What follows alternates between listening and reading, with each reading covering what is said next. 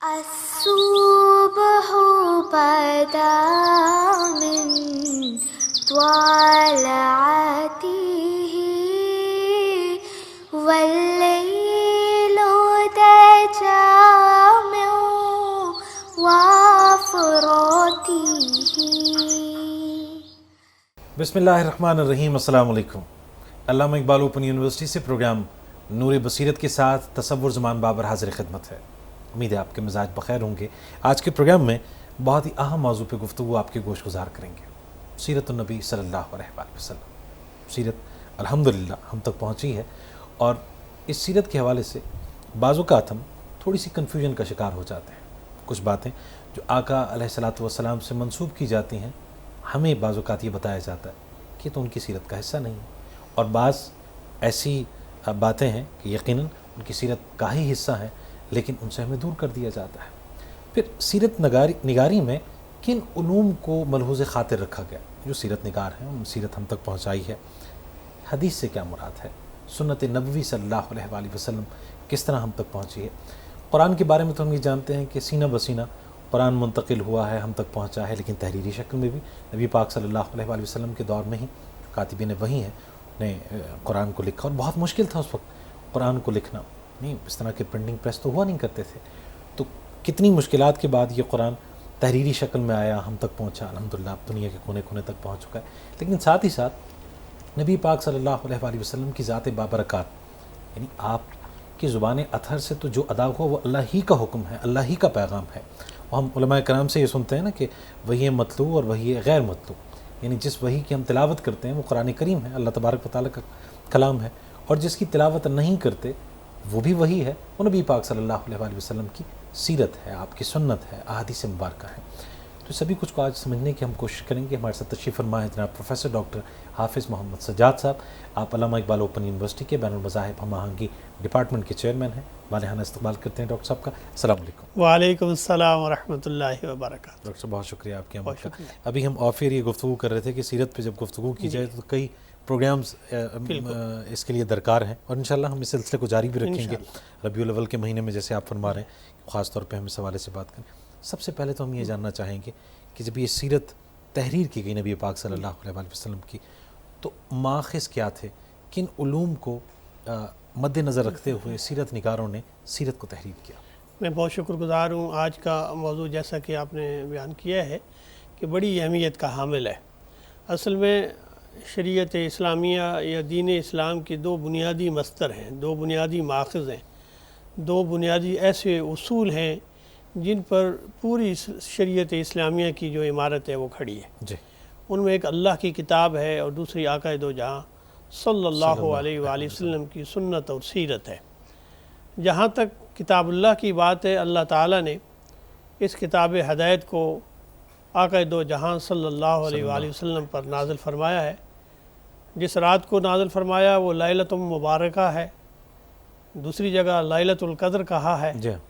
और फिर यानी इसको नबी करीम सल्लल्लाहु अलैहि वसल्लम पर हस्ब ज़रूरत और हालात और वाक़यात के तहत जो जो हालात आपकी ज़रूरत है उसके मुताबिक हज़रत जिब्रील अमी इसको अल्लाह का कलाम आप तक पहुँचाते रहे हैं, और आप सल्लल्लाहु अलैहि वसल्लम इस कलाम को लोगों तक पहुँचाते रहे जी।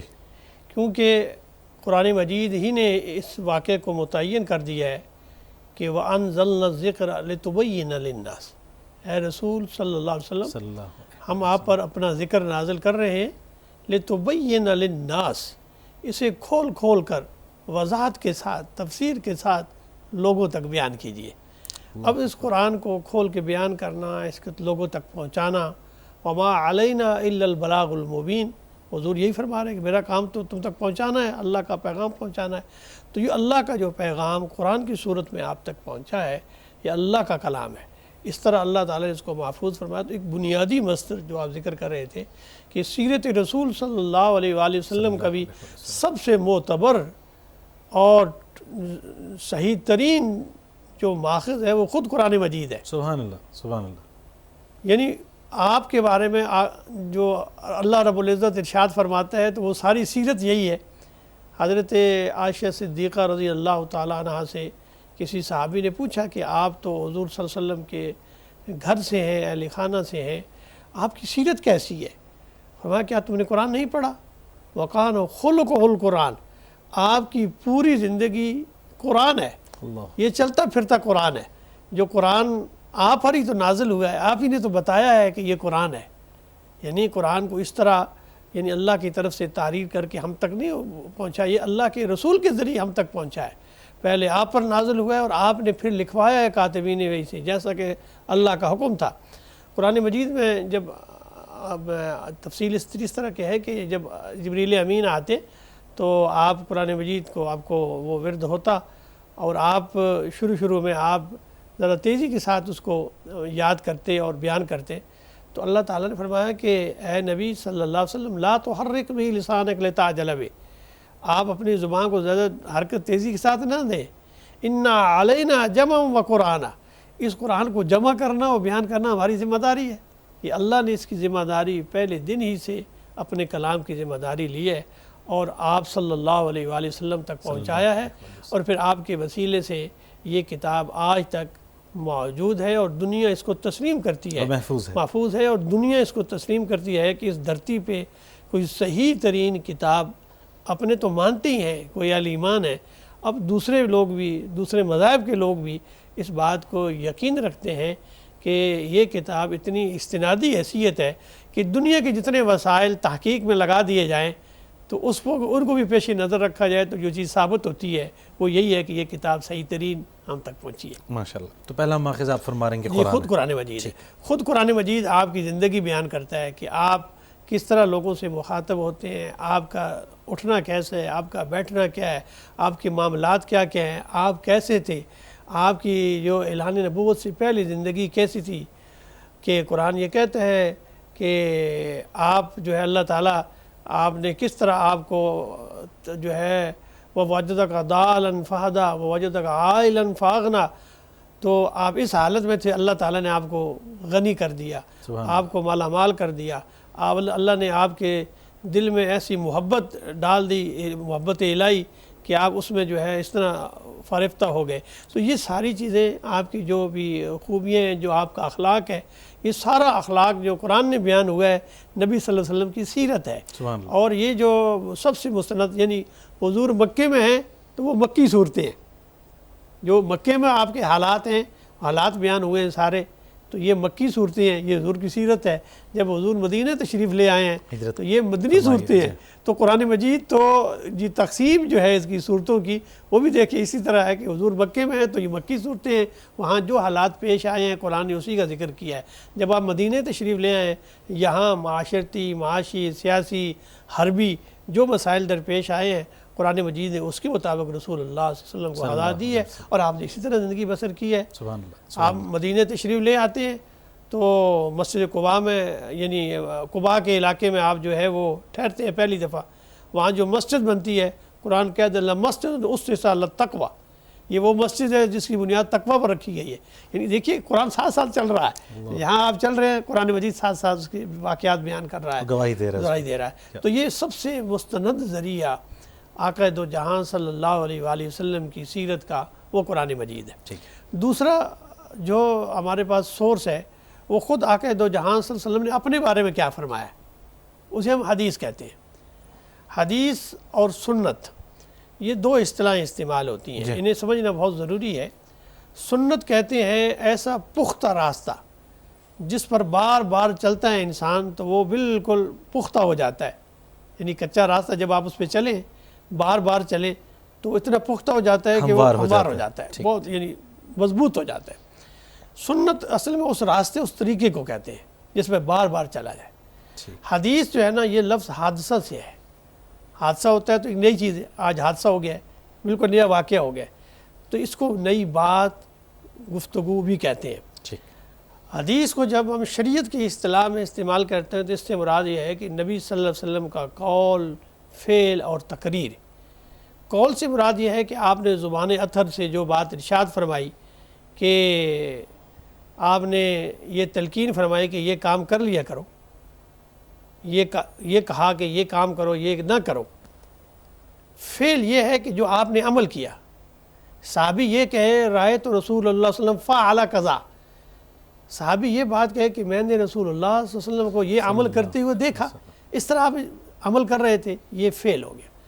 تقریر یہ ہے کہ حضور صلی اللہ علیہ وآلہ وسلم کی صحبت میں صحابی کوئی عمل کرے، صحابی کوئی عمل کر رہا ہو، کوئی کام کر رہا ہو، کوئی بات کہہ رہا ہو، اس پر آپ خاموشی اختیار کریں، نہ اسے تحسین فرمائیں نہ اسے منع فرمائیں۔ تو خاموشی بھی اس بات کی دلیل ہے کہ اگر شریعت کے خلاف کوئی عمل ہوتا تو آپ ضرور روکتے۔ ٹھیک، اس کا مطلب ہے کہ یہ بات جو ہے جو وہ کر رہا ہے اس کی ضرورت تھی اور آپ نے اسے نہ منع کیا نہ پسند کیا، تو اس سے مراد ہے کہ یہ بات جائز ہے کہ اگر اسے شریعت کے خلاف بات ہوتی جیسے آپ فوراً منع کر دیتے۔ اس طرح صحابی کا وہ عمل جو حضور کے سامنے ہو رہا ہو اور آپ اسے کوئی جو ہے اسے منع نہ کریں تو یہ بھی تقریر کا درجہ رکھتا ہے۔ تو وہ عمل بھی سیرت میں شمار ہوگا؟ وہ بھی سیرت، کیونکہ حضور کو یہ وہ عمل ایسا کر رہا ہے کہ وہ عمل تو صحابی کا ہے لیکن آپ کی اس پہ ایک تائید یعنی خاموش تائید مل گئی، تو اس مراد ہے کہ یہ آپ نے اس عمل کو اپنی یعنی جائز قرار دیا۔ اس طرح کہ فلاں حضور کے زمانہ قرآن نازل ہو رہا تھا اور ہم یہ عمل کر رہے تھے، صحابی یہ کہے قرآن بھی نازل ہو رہا تھا، حضور بھی ہم میں موجود تھے اور ہم نے یہ عمل کیا، تو اس سے مراد یہ ہے کہ اس وقت یہ چیز جائز ہوتی، اگر غلط ہوتی تو قرآن نازل ہو جاتا اور اگر غلط ہوتی تو رسول اللہ صلی اللہ علیہ وسلم اسے منع فرماتے۔ اس طرح تین ہمیں جو درجے ہیں وہ حدیث کے میں پتہ چلتے ہیں کہ ایک قولی حدیث ہے، ایک فعلی حدیث ہے، ایک تقریری حدیث ہے، اور اس میں ان سب کے مجموعے کو ہم یہ کہتے ہیں کہ جسے زیادہ اہمیت دیتے ہیں ہم سنت کہتے ہیں، کیونکہ حدیث کے اندر ہم یہ کہتے ہیں کہ حدیث ہم تک پہنچنے میں اس میں کچھ کڑیاں ممکن نہ ہوں، کچھ کمزور ہو جائیں، یا اس میں کسی ایسی آدمی نے غلط بات آپ کی طرف منسوب کر دی ہو، حضور نے نہ فرمائی ہو، تو اسے حدیث موضوع کہتے ہیں۔ لیکن سنت جو ہے نا وہ ہوتے ہی آپ کا عمل ہے، اس میں کوئی جھوٹی بات نہیں ہوتی، کوئی ضعیف بات نہیں ہوتی۔ سنت اس عمل کو کہتے ہیں، ویسے پختہ عمل کو جسے رسول اللہ صلی اللہ علیہ وسلم نے اپنی زندگی کا معمول بنایا۔ تو ڈاکٹر صاحب وہ جو سنت ہے وہ بھی تو ہم تک اسی طرح پہنچا ہے جس طرح احادیث۔ جی بالکل۔ تو اس میں فرق ہم کیسے کریں گے کہ سنت کے معاملے میں ہم پورا یقین رکھیں گے اور حدیث کے معاملے میں تھوڑی سی تحقیق کریں گے؟ سنت اس لیے کہ وہ آپ کا عمل ہے، عمل سے ہے، مثلا مثال عمل آگے چلتا رہا ہے، اس بنا ہم تواتر کہتے ہیں۔ زندگی میں بہت سے ایسے مسائل ہوتے ہیں، جیسے آپ آج دیکھیں نا بہت سارے خاندان قبائل آباد ہیں، ان میں ایک کوئی رسم یا ایک بات صدیوں سے چلی آ رہی ہوتی ہے، اس کو ہم کہتے ہیں تواتر عملی۔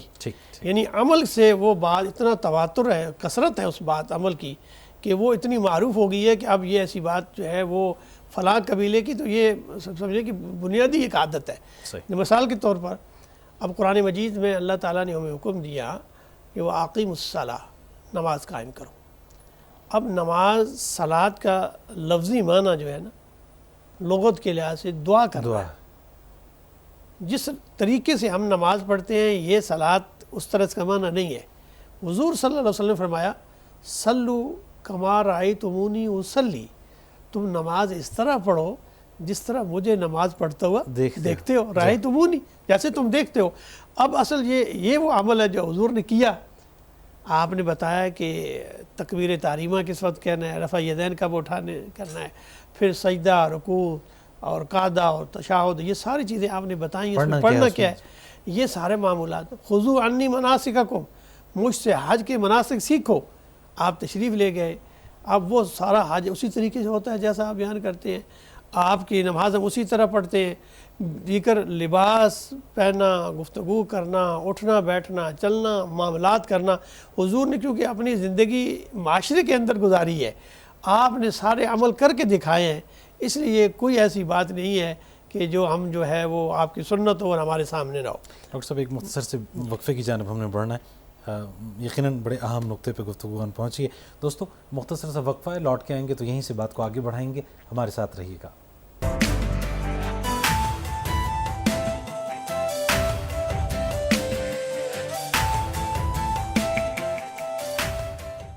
الصبح بدا من طلعته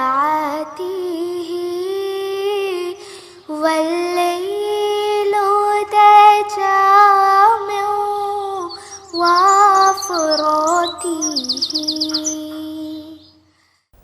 خوش آمدید کہیں گے آپ کو پروگرام نور بصیرت میں. گفتگو جاری ہے سیرت النبی صلی اللہ علیہ وآلہ وسلم پہ. ڈاکٹر صاحب یہ فرمائیے گا، آپ نے یہ ارشاد فرمایا کہ قرآن کی آیہ کریمہ یا آیت کریمہ جب نازل ہو رہی وہ بھی نبی پاک صلی اللہ علیہ وسلم بیان فرما رہے ہیں، اور ان کی احادیث یعنی اس سے ہٹ کے جو آپ کا قول ہے یا آپ کا عمل ہے، اس کا فرق یا تفریق نبی پاک صلی اللہ علیہ وآلہ وسلم نے اپنے دور میں ہی بیان فرما دی تھی؟ اس کا فرق جی بالکل. اس کا یہ ہے کہ قرآن مجید جب نزول ہو رہا تھا تو ہمارے فقہا اور محدثین نے اس کی دو تقسیمیں کی ہیں. جی.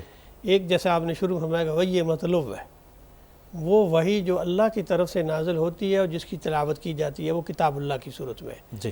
باقی جو نبی صلی اللہ علیہ وسلم کا ہر عمل ہے یہ بھی وہی ہے. یہ قرآن نے بیان کیا ہے کہ قرآن فرماتا ہے کہ وما ينطق عن الهوى ان هو الا وحی یوحی.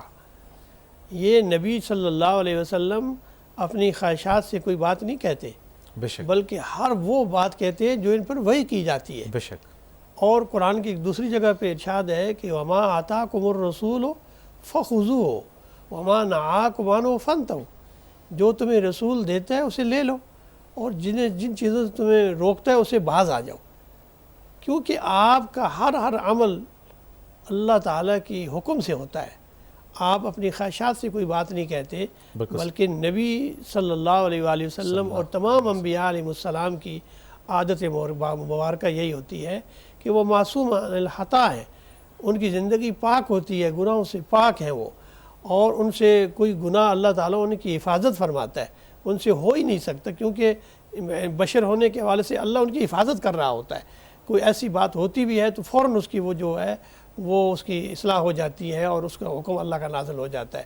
تو اس لیے یہ جو نبی صلی اللہ علیہ وسلم کی جو سیرت ہوتی ہے، جو حدیث و سنت ہوتی ہے، یہ بھی اللہ ہی کی طرف سے حکم ہوتا ہے. صرف اس کا یہ ہوتا ہے کہ اس کی تلاوت نہیں کی جاتی، یہ بھی وہی کا درجہ ہوتا ہے، اللہ کی عطا ہوتی ہے. نبی صلی اللہ علیہ وآلہ وسلم نے ایک دفعہ صحابہ کو فرمایا کہ تم جو میں بتاتا ہوں اسے لکھ لیا کرو. تو صحابہ نے پوچھا یا رسول اللہ آپ انسان ہیں، آپ کی طبیعت کبھی غصہ بھی ہوتا ہے، کبھی آپ بہت خوش ہوتے ہیں، اور ہم ہر چیز لکھ لیے. فرمایا آپ نے زبان مبارک کو ہاتھ میں پکڑا، فرمایا اللہ کی قسم اس زبان سے جو بھی ادا ہوتا ہے وہ حق ادا ہوتا ہے. اللہ اکبر. بے شک، بے شک. جو بھی ادا ہوتا ہے وہ حق ادا ہوتا ہے. یعنی میں کوئی ایسی بات نہیں کرتا جس میں میری اپنی پسند یا خواہشات کا تعلق ہو. یہ وہی بات ہوگی جو اللہ کی رضا ہوگی، اللہ جائے. اس لیے اللہ تعالیٰ نے بھی فرمایا کہ من یطع الرسول فقد اطاع اللہ. جو رسول کی اطاعت کرے گا وہ اللہ کی اطاعت کرے گا. اطیعوا اللہ واطیعوا الرسول. اللہ کی اطاعت کرو اور اللہ کے رسول کی اطاعت کرو. اللہ کی اطاعت اور رسول کی اطاعت ہے، اور رسول کی اطاعت اللہ کی اطاعت ہے. کیونکہ اللہ کی اطاعت اور فرما برداری وہ طریقہ ہمیں وہ بتاتا ہے نبی جو اللہ چاہتا ہے، اور وہی مطلوب ہوتا ہے. اسی عمل کو ہی سنت کہتے ہیں، وہی اعمال صالحہ کہلاتے ہیں. میں اپنی مرضی سے کوئی اعمال نیک کرنا شروع کر دوں اس کی کوئی حجت نہیں ہے، وہ ایک بدعت شمار ہوگا.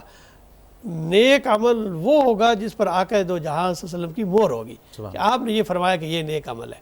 تو ورنہ تو بہت ساری نیکیاں ہم اس طرح کی کر رہے ہوتے ہیں کہ جو ہے وہ ہم سمجھتے ہیں کہ یہ دین میں جو ہے بڑا نیکی کام ہے، لیکن وہ نیک کام نہیں ہوتا، بلکہ ہماری خود ایجاد کردہ کوئی بات ہوتی ہے، کیونکہ کوئی نیکی چھوڑی نہیں اللہ کے نبی نے جو ہمیں بتائی نہ ہو. کیا بات. ڈاکٹر صاحب اب قرآن کے حوالے سے جیسے آپ نے ارشاد فرمایا کہ جو اسلام کے حوالے سے معترضین ہیں قرآن پہ نکتہ چینی کرنے کی وہ بھی جرت نہیں کرتے ہیں. احادیث کے حوالے سے ہمیں بڑا افسوس ہوتا ہے کہ اپنے جو مسلمان بھائی ہیں وہ بعض اوقات حدیث کا انکار کر دیتے ہیں کہ جی یہ حدیث جو ہے وہ ضعیف ہے، موضوع ضعیف ہے، اپنا حدیث ہے یہ. تو کیا واقعی احادیث میں کچھ مجموعہ ایسا ہے کہ جن کے بارے میں یہ کہا جا سکتا ہے، اور جو کہہ رہا ہے اس کی علمی قد کاٹ کتنی ہونی چاہیے، کیا ہونی چاہیے؟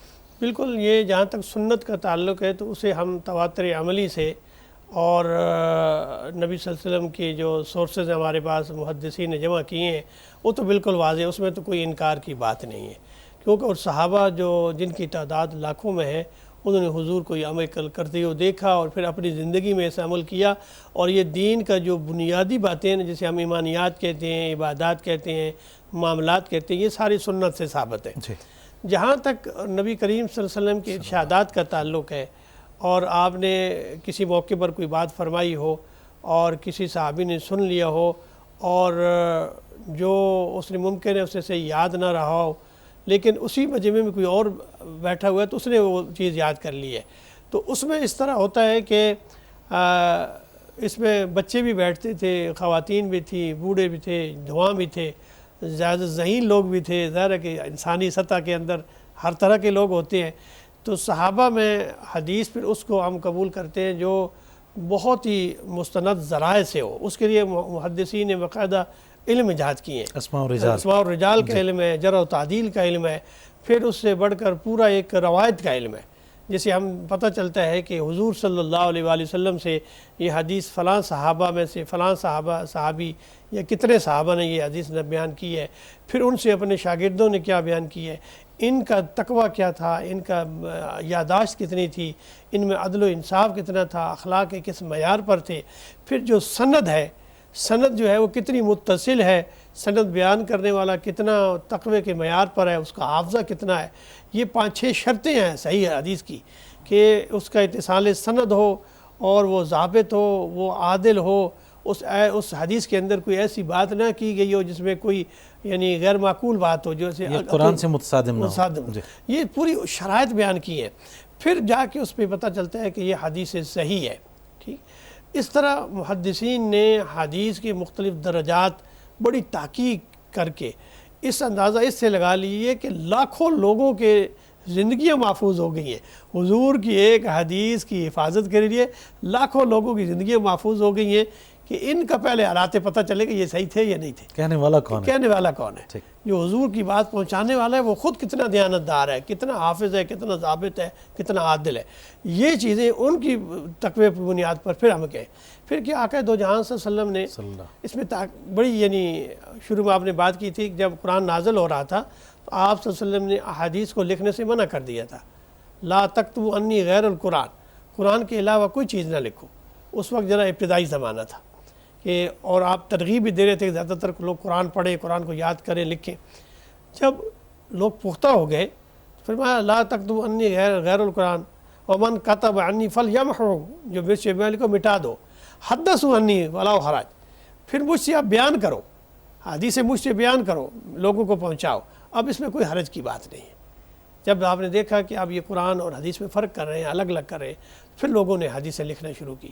نبی کریم صلی اللہ علیہ وسلم کے صحابہ میں حضرت ابو ہریرہ رضی اللہ تعالیٰ عنہ، حضرت عبداللہ بن عمر رضی اللہ تعالیٰ عنہ، حضرت عبداللہ بن عمر رضی اللہ تعالیٰ عنہ، حضرت انس بن مالک جو حضور کے گھر میں 10 سال آپ کی خدمت کی، یہ وہ صحابہ ہیں جو حضرت عائشہ صدیقہ رضی اللہ تعالیٰ عنہ کہ جو مکی دور سے لے کر مدنی دور کے اندر حضور کے وصال کے بعد بھی خلفائے راشدین کے زمانے تک وہ حیات رہیں، وہ حضور کے گھر میں رہیں، تو وہ ان سب صحابہ جو جید فقہا صحابہ ہیں، انہوں نے حضور کی ایک ایک ادا کو محفوظ کیا ہے اور پھر بڑے دیانتدارانہ طریقے سے دوسروں لوگوں تک پہنچایا، اپنے شاگردوں تک پہنچایا، پھر شاگردوں نے شاگردوں تک پہنچایا، صحابی، تابعی، تبع تابعی، پھر اس کے بعد تدوین کا دور آتا ہے۔ یہ 3 صدی ہجری میں یہ سارا ذخیرہ جو ہے محفوظ تو حضور کے زمانے میں ہو گیا تھا، صحابہ نے اپنے اپنے صحائف بنا لیے تھے، پھر حضرت عمر بن عبدالعزیز رضی اللہ تعالیٰ عنہ کے زمانے میں آپ نے حکم دیا کہ ان کو لکھ لیا جائے،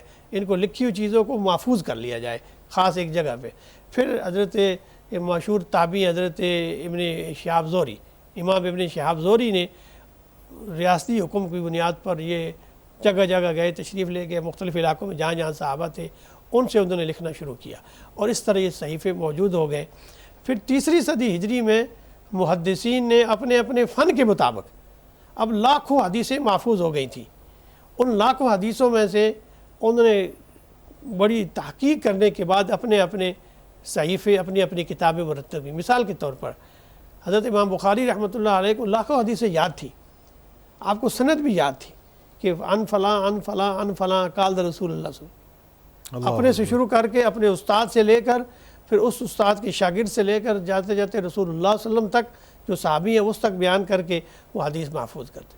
آپ کی عادت مبارکہ تھی کسی سے حدیث نہیں لیتے تھے جب تک اس سے پہلے ملاقات نہ کر لیں، سبحان اللہ، سنی سنائی بات نہیں بلکہ خود جا کے اس سے ملاقات کر کے۔ اس طرح انہوں نے جو صحیفہ مرتب کیا، جو امام بخاری کی الجامع الصحیح کے نام سے جسے ہم بخاری شریف ہم کہتے ہیں، یہ اس میں تقریباً تکرار کو نکال دیا جائے تو 4,500-5,000 حدیث ہیں، یعنی تکرار کو نکال دیا جائے احادیث میں سے 4,500-5,000 اب حدیث لاکھوں میں سے اتنا کڑا معیار رکھے انہوں نے یہ کتاب مرتب کی، اور محدثین کا اس بات پر اجماع ہے کہ اللہ کی کتاب کے بعد صحیح ترین کتاب اگر کوئی ہے تو صحیح بخاری ہے، اور یہ کتنے سو سال سے محفوظ چلی آ رہی ہے۔ بالکل اس کے نسخے موجود ہیں، اس کا تحریر شدہ پہلا نسخہ سے آج تک جو مختلف لوگوں نے کاتبوں نے لکھا وہ چیزیں سب کچھ موجود ہیں، اور بڑی احتیاط کے ساتھ۔ پھر امام مسلم نے، امام نسائی نے، امام ابو داؤد نے، یہ جو سیاہ ستہ کی کتابیں ہیں، پھر اسی طرح دیگر مسانید ہیں، مصنفات ہیں،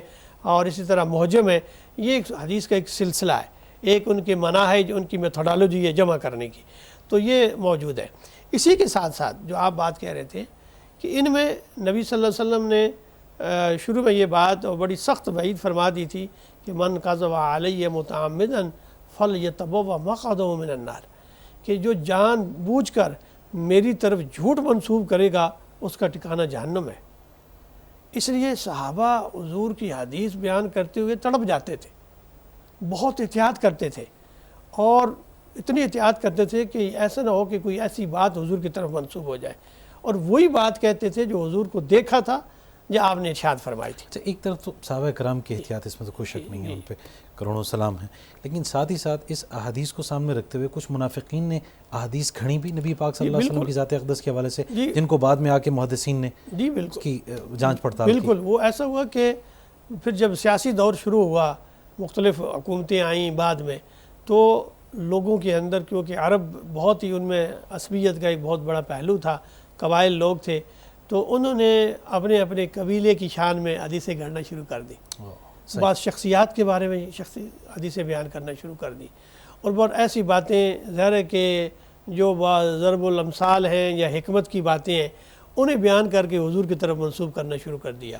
حالانکہ وہ بات بہت اچھی ہوگی، لیکن وہ حضور نے نہیں ارشاد فرمائی، وہ ایک ضرب المثل ہوگی یا کوئی ایسی کہاوت ہوگی تو وہ منسوب کر دی، اور اسی طرح بعض ایسی چیزیں منسوب کر دیں جو شان رسالت مآب صلی اللہ علیہ وسلم کے مطابق نہیں ہے، آپ کے وقار کے خلاف ہے کہ ایک نبی ایسی بات کہے۔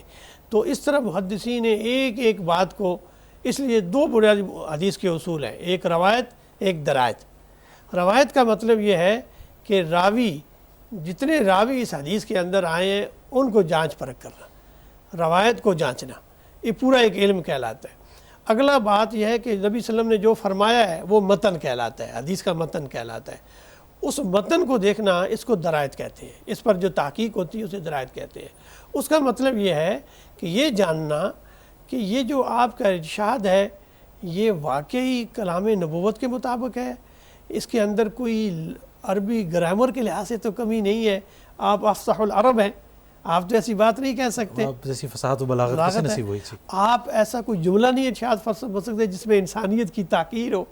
آپ نبی ہے، نبی کی یہ شان نہیں ہے کہ کسی کا جو ہے وہ ہنسی مذاق اس طرح کرے یا کوئی ایسی بات کرے، وہ تو جب بھی بات کرے گا ایسی خوبصورت بات کرے گا جو اللہ کی منشا کے مطابق، وہ در حقیقت وہ بات ہے بھی اللہ کی۔ جی بھی دوسرا پھر وہ ایسی بات نہیں کرے گا جو عقل کے خلاف ہو، یعنی یہ کہے کہ ایک انسان تھا اس کی جو ہے وہ اتنا دراز قد تھا کہ وہ بہت اس کا لمبا قد تھا، اب دنیا میں ایسا کوئی انسان نہیں آیا کہ جو کوئی 100 فٹ کا قد جس کا ہو، یعنی انسانیت کے خلاف ہے، اس کائنات میں جو ارتقاء ہے اس کے خلاف ہے۔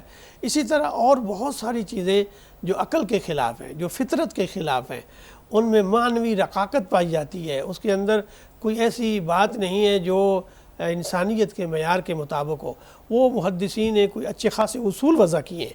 ایسی حدیث اگر سند بھی اس کی صحیح ہو اور وہ عقلی لحاظ سے درائد کے معیار پر پوری نہ اترتی ہو تو وہ حدیث بھی ہم قبول نہیں کرتے۔ بالکل ٹھیک ہے ڈاکٹر صاحب، کچھ مزید بھی جاننا چاہیں گے؟ ایک مختصر سا وقفہ ہے دوستو، مختصر سی بریک ہے، لوٹ کے آئیں گے تو مزید بات ہوگی، ہمارے ساتھ رہیے گا۔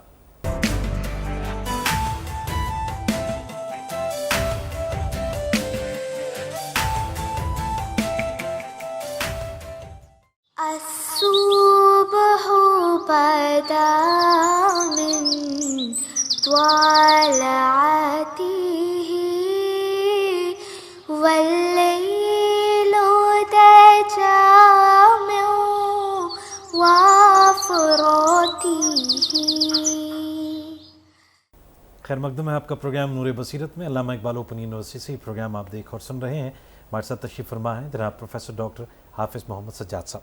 ڈاکٹر صاحب ہم کیونکہ دونوں مآخذ آپ نے فرمایا کہ قرآن اور پھر احادیث نبوی صلی اللہ علیہ وسلم سیرت نگاری کے حوالے سے دونوں بڑے مآخذ. قرآن کے حوالے سے ہم یہ جاننا چاہیں گے کہ جو یہ ترتیب ہے قرآن کی الحمد سے والناس تک، جو یہ ترتیب ہم خلفائے راشدین کے دور میں دیکھتے ہیں کہ اس کو کتابی شکل دی گئی ہو.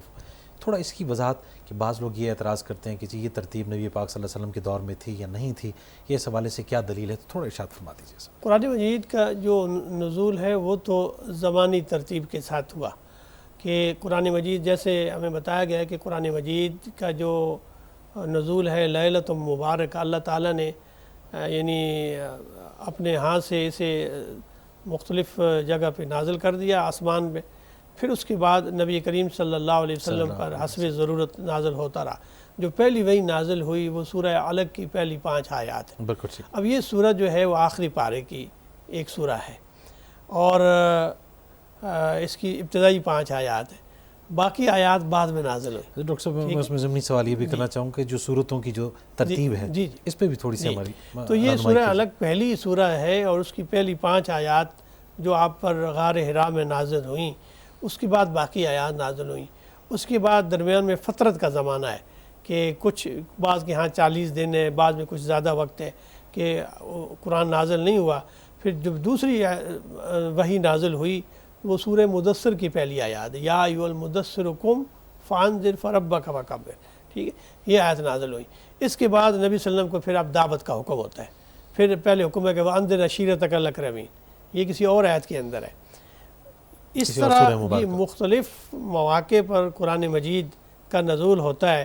مکی دور میں جو قرآن نازل ہوا، جو صورتیں مکمل نازل ہوئیں یا ان کی آیات نازل ہوئیں مکی صورتیں کہتے ہیں، اور جو مدینے میں نازل ہوئیں مدنی صورتیں کہتے ہیں.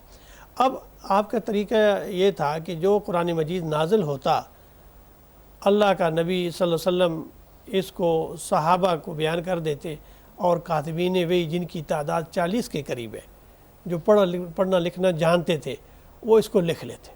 لکھنے کا طریقہ یہ تھا کہ اس وقت جتنے وسائل تھے، یعنی اونٹ کی جو یہ گردن کی ہڈی ہوتی ہے یہ ان کے ہاں ہوتی تھی، اسی طرح پتھروں پر لکھا جاتا تھا، سلوں پر لکھا جاتا تھا، اور اسی طرح جو بھی دستیاب وسائل تھے ان پر قرآن مجید لکھ لیا جاتا تھا، محفوظ ہو جاتا تھا.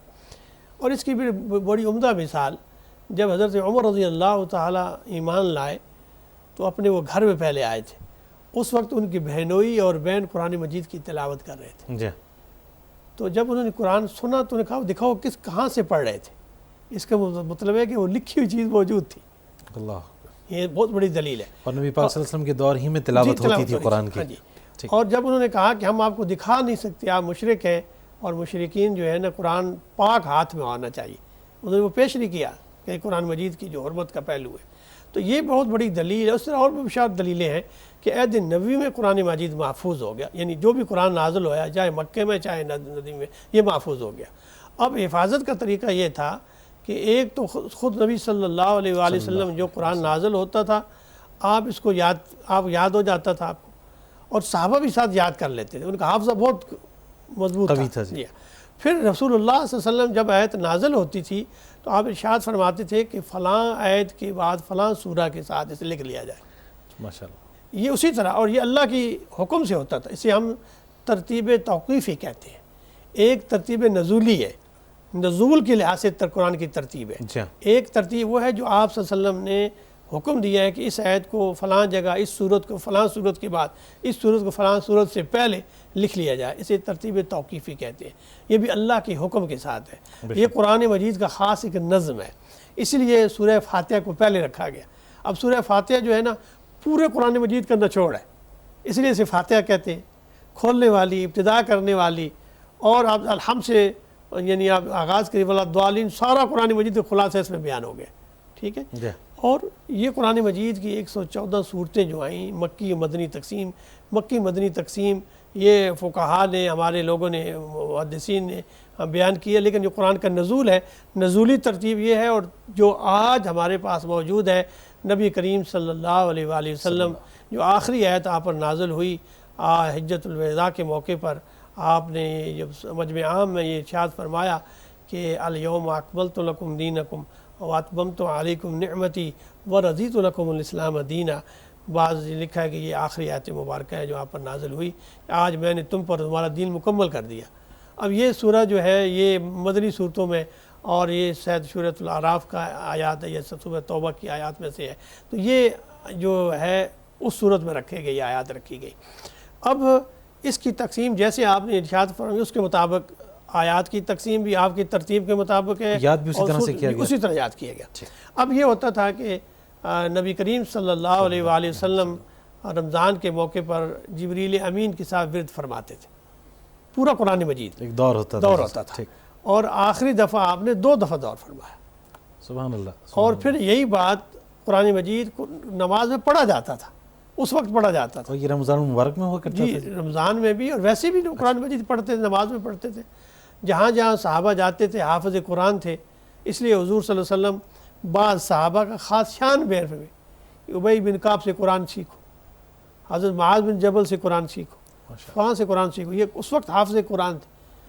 بہت بڑے صحابہ، 70 قراء صحابہ تو وہ ہیں جو جنگ یمامہ میں شہید ہوئے، حضرت ابوبکر صدیق کے ساتھ جو جھوٹے نبیوں کی جنگ ہوئی، اس جنگ کے اندر سلمہ غضب کے خلاف، جی بالکل، تو 70 قراء صحابہ، قاری صحابہ وہ اس میں شہید ہوئے، 70 کہتے ہیں، بعض اس کی تعداد زیادہ بیان کرتے ہیں۔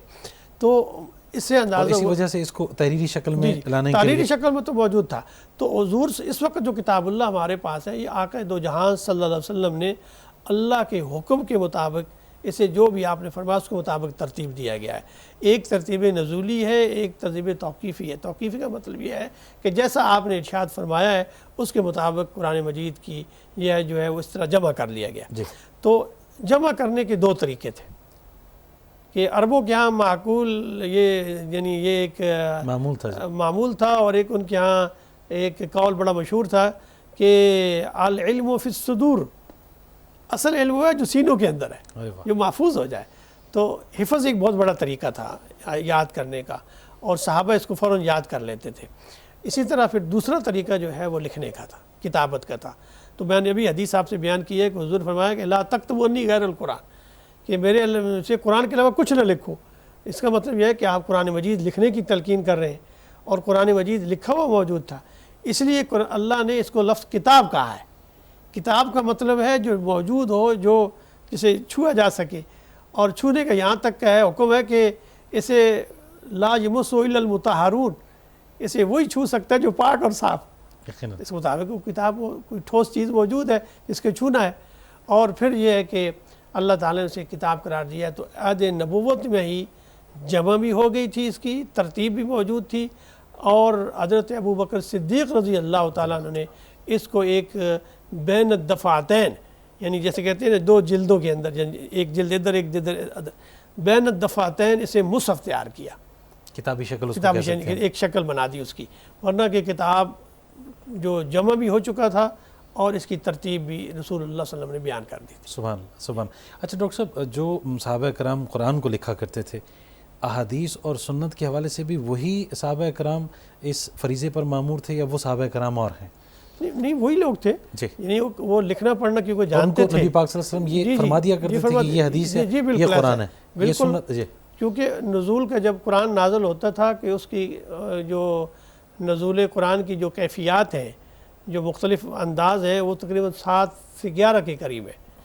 کبھی جبریل امین جو ہے وہ اللہ کا پیغام پہنچا دیتے، نظر نہیں آتے تھے، من وراء الحجاب، یعنی بالکل نظر نہیں آتے تھے، اللہ کا پیغام آتا تھا۔ آپ اٹھنی پر ہیں، کسی جانور پر سوار ہیں، تو وہ وہیں بیٹھ جاتی تھی، اتنا بوجھ ہوتا تھا نا اس کا قرآن مجید اللہ کے کلام کا، کہ وہ اتنا ہیبت ہوتی تھی اس کی کہ وہ بیٹھ جاتی تھی زمین پر۔ اور حضور صلی اللہ علیہ وسلم کا خود یعنی آپ کو پسینہ اور آپ پر طاری ہو جاتا تھا، کیفیت طاری ہو جاتی تھی۔ اور کبھی جو اس لیے حضور فرمایا کہ سب سے جو مشکل مجھ پہ وحی نازل ہوتی ہے وہ سلسلۃ الجرس ہے، ایک گھنٹی کی آواز جو آتی، یہ آواز۔ تو اسی طرح کبھی یہ ہوتا تھا کہ آپ کے دل میں بات ڈال دی جاتی تھی، اسے القاء کہتے ہیں۔ کبھی ایسا بھی ہوتا تھا کہ رسول اللہ صلی اللہ علیہ وسلم پر جبریل امین انسانی شکل میں تشریف لاتے تھے اور کچھ بیان فرماتے تھے، ٹھیک ہے۔ اور اس کی بڑی عمدہ مثال حدیث جبریل ہے۔ جی، رسول اللہ صلی اللہ علیہ وسلم بہت یعنی قرآن نے منع کر دیا تھا صحابہ کو کہ تم نبی سے زیادہ سوال نہ کیا کرو، تو بہت عرصہ ہو گیا صحابہ سوال نہیں کر رہے تھے، تو حضرت جبریل امین کو اللہ تعالیٰ نے بھیجا سوال ہی بن انسان کے آگے شکل میں، اور یہ مسجد نبی میں آپ تشریف فرما تھے تو ایک مسافر آیا، آ کے لوگوں سے آگے ہوتا ہوتا حضور صلی اللہ علیہ وسلم کے بالکل زانوں کے قریب آ کے بیٹھ گیا، جس طرح ایک طالب علم بیٹھتا ہے، اب دونوں ہاتھ حضور کے زانوں پر رکھ دیے، اللہ تو پوچھا یا رسول اللہ کہ مل ایمان، مل اسلام، مل احسان، اور پھر فرمایا کہ قیامت کب آئے گی، یہ 4-5 سوال کیے، حضور نے صلی اللہ علیہ وسلم نے جواب دیے، جب یہ دے دیا تو وہ فرمایا کہ قد صدقت یا رسول اللہ، آپ نے یا رسول اللہ آپ نے جو فرمایا سچ فرمایا، اتنا کہنے کے بعد وہ اٹھ کے چلا گیا۔ حضور نے صحابہ سے پوچھا کہ عمر سے پوچھا کہ عمر جانتے ہو یہ کون تھے؟ صحابہ کو اگر علم بھی ہوتا تو ان کی عادت مبارکہ یہ تھی کہ اللہ و رسول عالم، اللہ اور اس کا رسول سب سے بہتر جانتا ہے، یعنی یہ ادب کا ایک دیکھیے خوبصورت انداز ہے، انہیں علم بھی ہوتا تو پھر بھی وہ یہ بات کرتے کہ ہم وہ بات کریں گے جو حضور اللہ جانتا ہے، اللہ کا نبی جانتا ہے۔ فرمایا یہ جبریل تھے، یہ جبریل تھے اور تمہیں تعلیم دینے کے لیے آئے تھے۔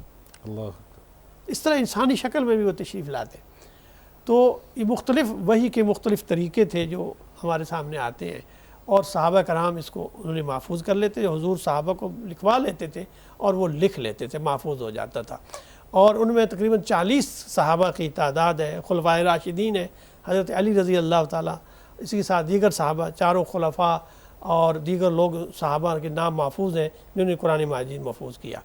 پھر یہ ان کا معمول تھا کہ وہ نماز کے اندر پوری صورتیں پڑھتے تھے، یاد کرتے تھے، اور پھر آپ صلی اللہ علیہ وسلم نے یہ آپ کی عادت مبارکہ تھی کہ جو قراء صحابہ تھے انہیں مختلف قبائل میں بھیجتے تھے تاکہ وہ ان لوگوں کو قرآن سکھائیں۔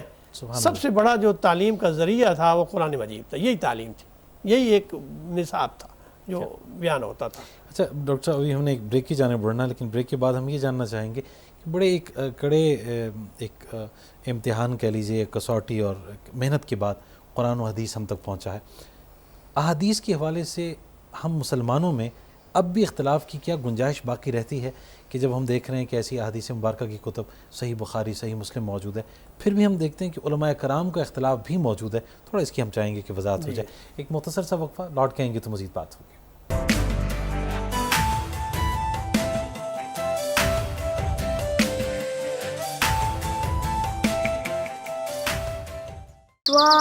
طالعته والليل تجامع وافراته۔ بریک کے بعد خوش آمدید کہیں گے آپ کو پروگرام نور بصیرت پہ۔ آپ سب سوال یہ تھا کہ اختلاف کی کیا گنجائش اب بھی باقی ہے؟ بالکل ایسا ہی ہے کہ جہاں تک حدیث کا تعلق ہے نا، میں نے یہ بات کہی ہے کہ سنت کے اندر کوئی اختلاف نہیں ہے، سنت ایسا پختہ راستہ جو بالکل ثابت شدہ ہے۔ جہاں تک حدیث کا تعلق ہے تو اسے ہم ثابت کرنے کے لیے ہمارے پاس اصول موجود ہے۔ اس کے لیے محدثین نے اصول حدیث کا ایک علم ایجاد کیا ہے۔ اس میں حدیث مرفوع کیا ہے، موقوف کیا ہے، مرسل کیا ہے، اسی طرح حدیث کے اندر پھر درجات بیان کیے کہ صحیح حدیث کیا ہے، حسن کیا ہے، حسن لغیری کیا ہے، غریب کیا ہے، اسی طرح پھر ضعیف کیا ہے، موضوع کیا ہے۔ اس کے اندر بڑی تحقیق کرنے کے بعد محدثین نے حدیث کے مختلف درجات ہمارے سامنے رکھے ہیں۔ اس سے ہمیں یہ اندازہ ہوتا ہے کہ نبی کریم صلی اللہ علیہ وسلم کے اس فرمان کے مطابق ہم تک جو پہنچا ہے، اگر اس میں کوئی کمزوری رہ گئی ہے تو وہ ہمارے پاس علم ہونا چاہیے، کیونکہ یہ بنیادی ماخذ ہے اور ہم اپنے دین کی بنیاد اس پر رکھ رہے ہیں۔ اس لیے پھر حدیث کی قسموں میں ایک مشہور حدیث ہے، یعنی ایک غریب حدیث ہے، اور ایک حدیث ہے جسے ہم متواتر کہتے ہیں۔ متواتر یہ ہوتی ہے کہ جس میں ایک بڑی تعداد اس حدیث کو روایت کرے، یعنی کم از کم 10 اور زیادہ سے زیادہ جن کی تعداد 100 سینکڑوں میں ہو ایک بات۔ اس کا مطلب ہے کہ اگر 100 آدمی یا اس سے زیادہ لوگ ایک بات روایت کر رہے ہیں تو وہ جھوٹ نہیں بول سکتے، یہ بات واقعہ ہوا ہوگا۔ اسی طرح بہت سارے واقعات ایسے ہیں جو تواتر کے ساتھ ہمیں ثابت ہیں۔ مثال کے طور پر غزوہ بدر میں 300 صحابہ شریک ہیں، 313 شریک ہیں، اگر وہ قربان بیان کرتے ہیں سب کو پتہ ہے، ٹھیک ہے۔ صلح حدیبیہ میں 1300-1400 صحابہ ہیں، آخری حج کے موقع پر آپ کے پاس 1,24,000 صحابہ آپ کے ساتھ ہیں۔ اب یہ وہ واقعات ہیں جو سب دیکھ رہے ہیں، ٹھیک ہے، اس میں تواتر کا پہلو، اس میں کوئی ایسی بات نہیں ہے۔ بعض دفعہ ایسی بات ہو جاتی ہے کہ کوئی ایک ہی صحابی کسی آپ کے سامنے نہیں ہوتا، کسی ایک کوئی روایت کر لیتا ہے۔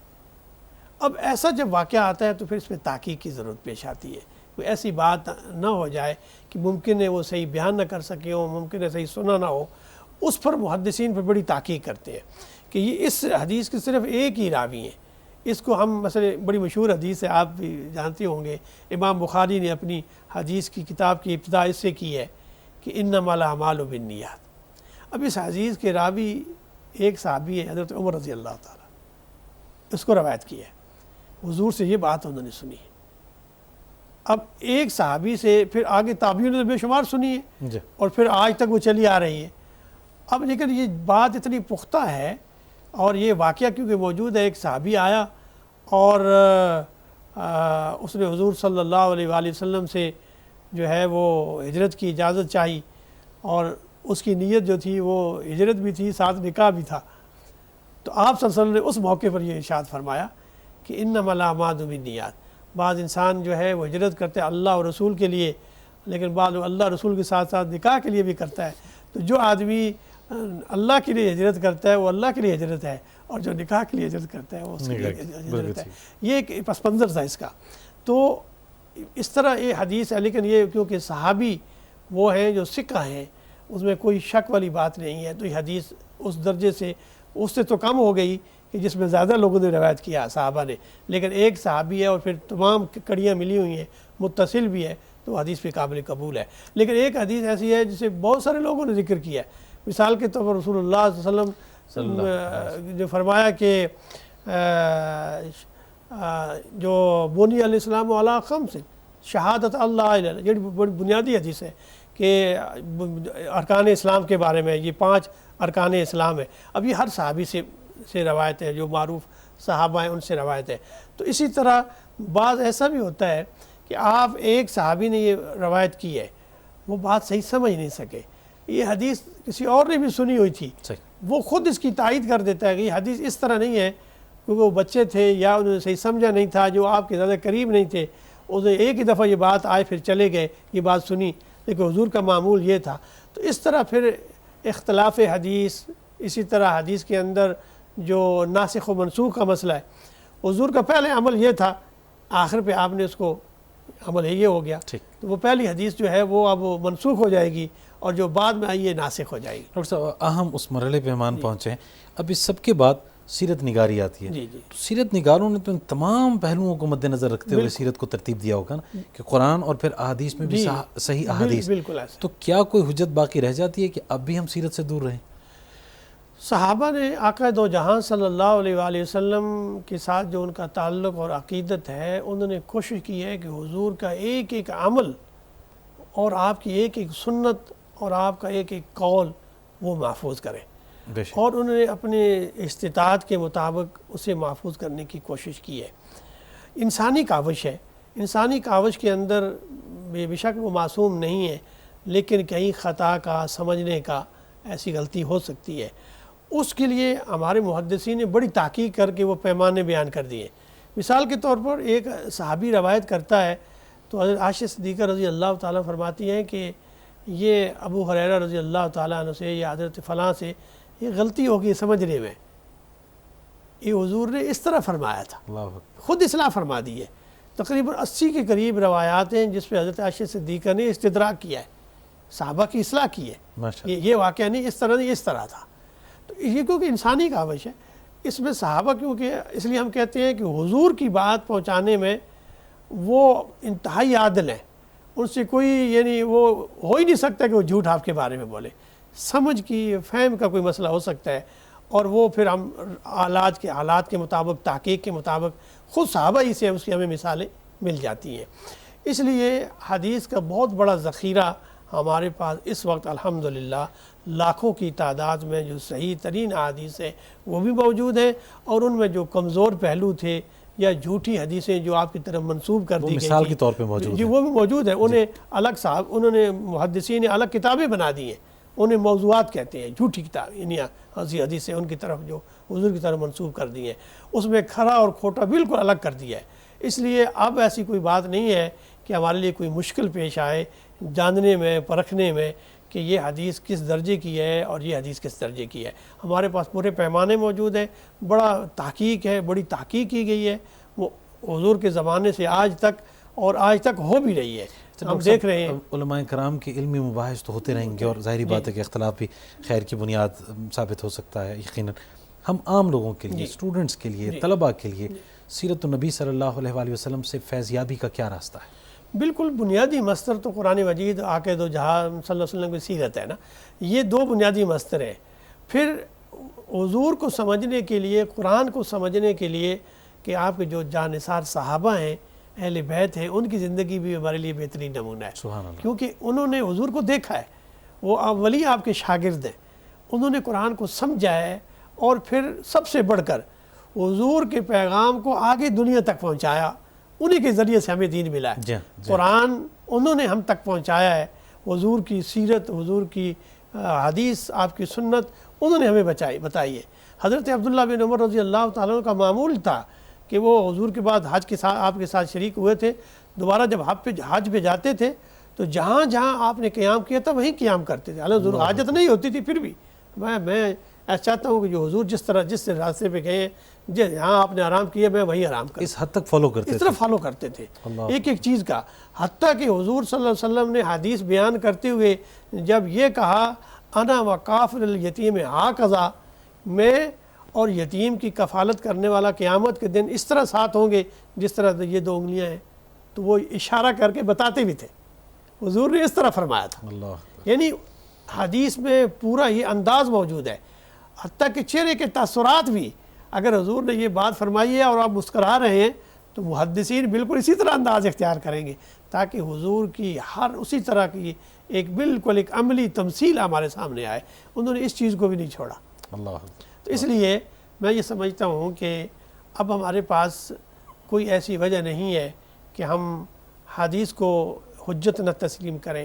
ہمارے پاس کھرا اور کھوٹا بالکل واضح ہو کر ہمارے ساتھ موجود ہے، ہمارے پاس اللہ کی کتاب موجود ہے، آقا دو جہاں صلی اللہ علیہ وسلم کی سنت موجود ہے، اس میں صحیح ترین کتابیں موجود ہیں، وہی کافی ہے۔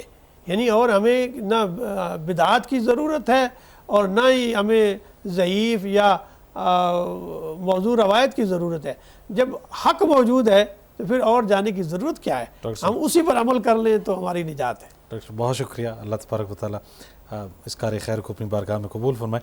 سیرت کے تذکرے انشاءاللہ جاری رہیں گے۔ آج کے لیے آپ کا بہت شکریہ۔ پروفیسر ڈاکٹر حافظ محمد سجاد صاحب، بین المذاہب ہم آہنگی ڈپارٹمنٹ، علامہ اقبال اوپن یونیورسٹی کے چیئرمین ہیں، اور آج سیرت النبی صلی اللہ علیہ وآلہ وسلم سے ہم نے تھوڑا بہت ایک جز ہے وہ آپ تک پہنچانے کی کوشش کی۔ کوئی عذر باقی نہیں رہا کہ ہم یہ کہیں کہ ہم کیسے نبی پاک صلی اللہ علیہ وآلہ وسلم کی ذات اقدس کو مثال اپنے لیے بناتے ہوئے اس پر عمل پیرا ہوں۔ سب کچھ ہم تک پہنچ چکا ہے، محفوظ ہے۔